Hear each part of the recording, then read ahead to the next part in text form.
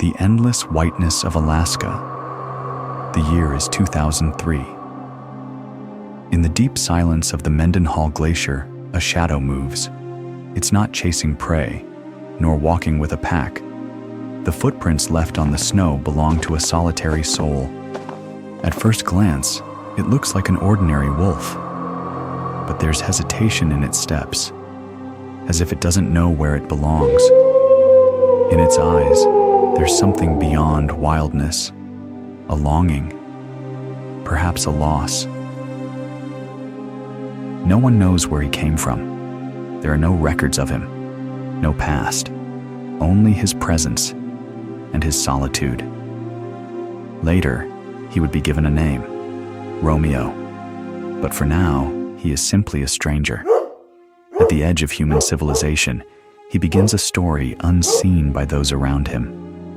Neither the people are ready for his arrival, nor is nature familiar with a wolf like him, because this is not an ordinary wolf story. This is the quiet echo of a bond, a search, and a tragedy. This is the story of Romeo. But before you knew him, he was already waiting. Romeo's past is like tracks lost beneath the snow, erased. No one knows where he came from. Some say he was the last survivor of a pack wiped out by hunters. Others believe he was cast out by his own kind, but no one knows for certain.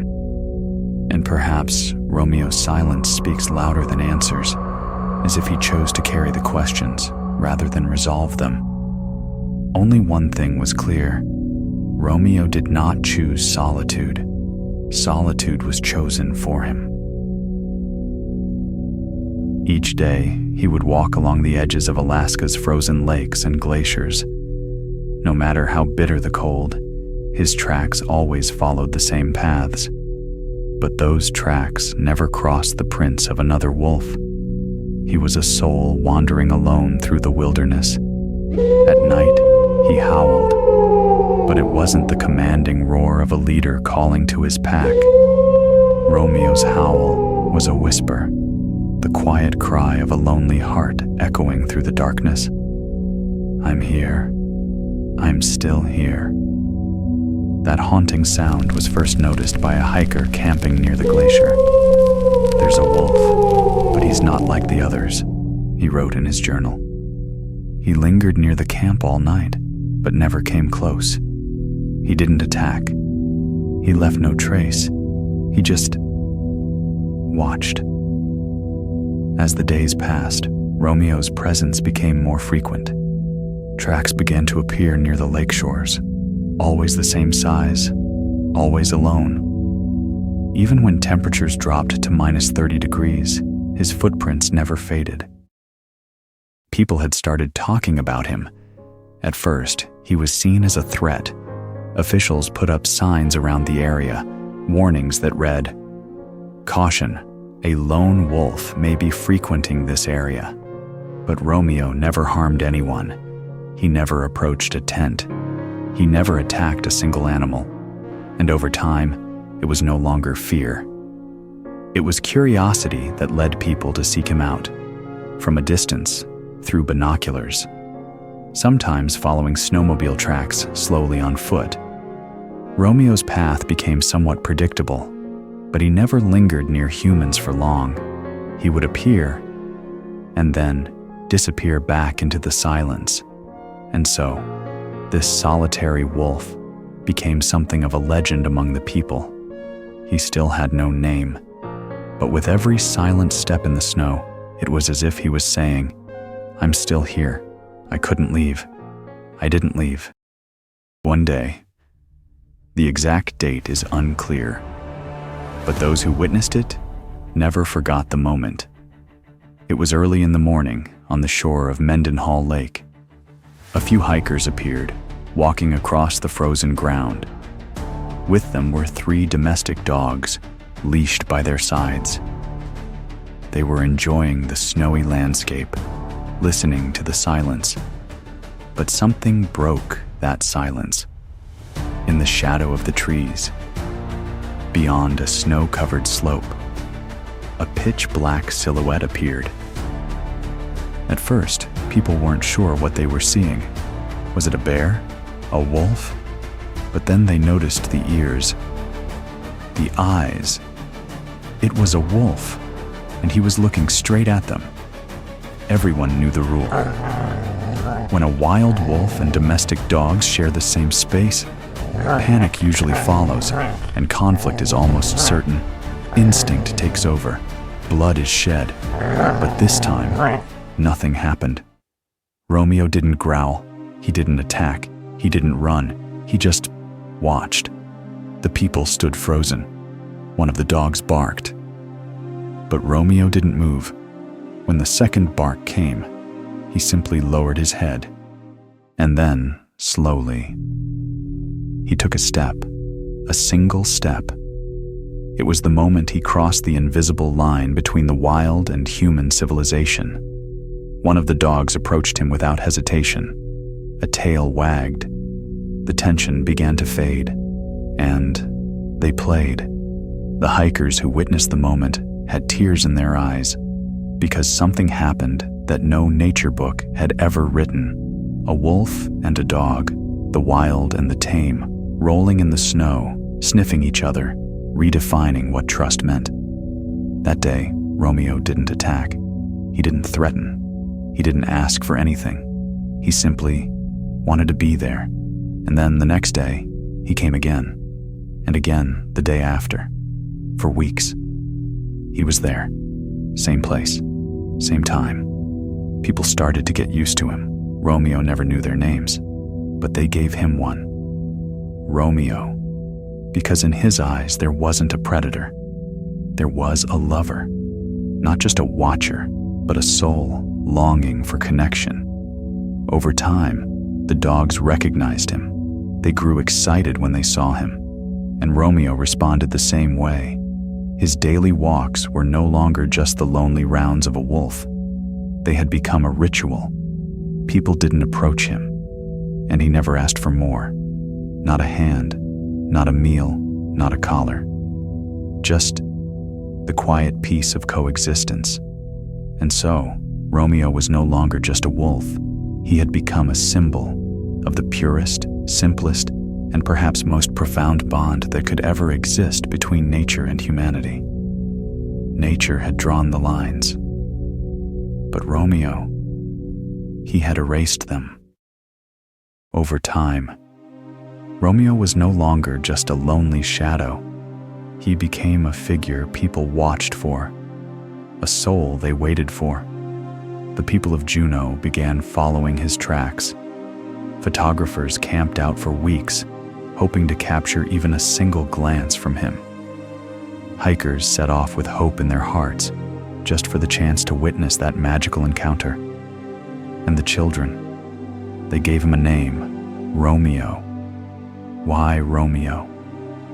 Because there was something in his eyes that no other wolf seemed to have, a deep sadness, and at the same time, a deep desire to connect. He didn't look at people like a predator. There was no threat, no fear. His gaze held something closer to longing, maybe even love, as if, in every passing human, he was searching for something he had lost. For 7 years, he stayed in that region, along Alaska's snow-covered paths, at the edges of frozen lakes, behind the Mendenhall Glacier, always walking the same familiar trails. And through those 7 years, he never became tame, but he never attacked. Romeo was a wolf, but he was a wolf who broke the rules. He didn't obey the wild's law of approach with caution, sense the threat, prepare to defend. He chose to trust humans, but he never belonged to them. Over time, people grew used to his presence. The fact that a wild animal, a wolf no less, could live so close for so long without ever harming anyone was nothing short of a miracle.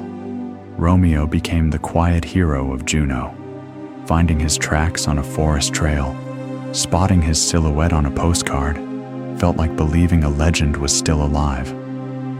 But Nature is not made of love alone. It is as harsh as it is beautiful, as dangerous as it is delicate. And Romeo's silent presence didn't echo the same way in every heart. Some people were bothered by his untouchable status. Some believed he was too free. To some, he was a fairy tale.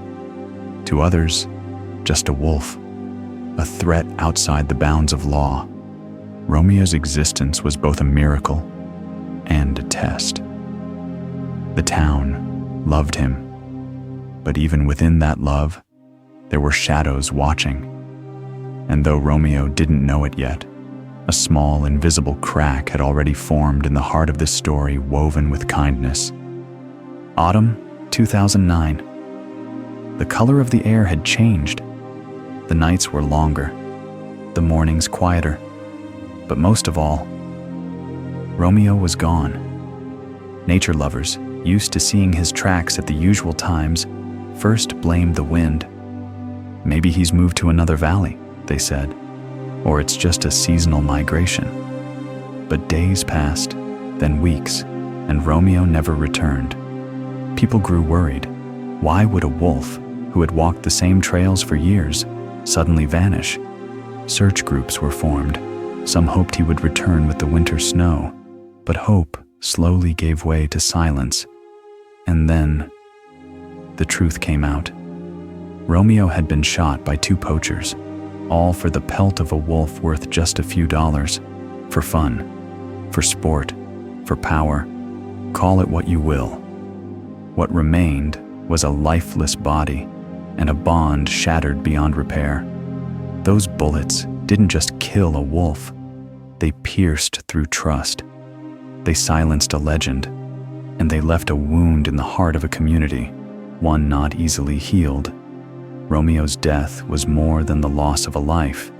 It was the collapse of a belief, a fragile connection between humans and nature, torn apart by a moment of cruelty and arrogance. Some cried, some stayed silent, but everyone felt it. This death was about us. The people of Juneau acted to keep his memory alive. At the edge of the forest, in the spot where Romeo was most often seen, they placed a small memorial. It bore a simple inscription. Some souls are born wild, but never become wild. Romeo's paw prints are no longer in the snow, but beneath the snow and within the hearts of those who knew his story. They remain. Every howl he once gave was a call for connection, and every call is now an echo in the silence, a memory that will never fade. Today, Romeo's name lives on in an exhibit, a book, a documentary. His story showed us just how thin the line can be between a wolf and a human. Romeo taught us that nature is not only about death and survival, but also about friendship and connection. And if one winter night you hear a howl echoing through Alaska's frozen silence, maybe, just maybe, it's Romeo, still there, just waiting to be loved. And we, the ones lucky enough to know his story, we will never forget him. If Romeo's story touched your heart, know that there are other wild souls out there, waiting to be heard. You can be their voice. Subscribe to help bring these stories to life, and leave a single word for Romeo in the comments, because some stories deserve to be told forever.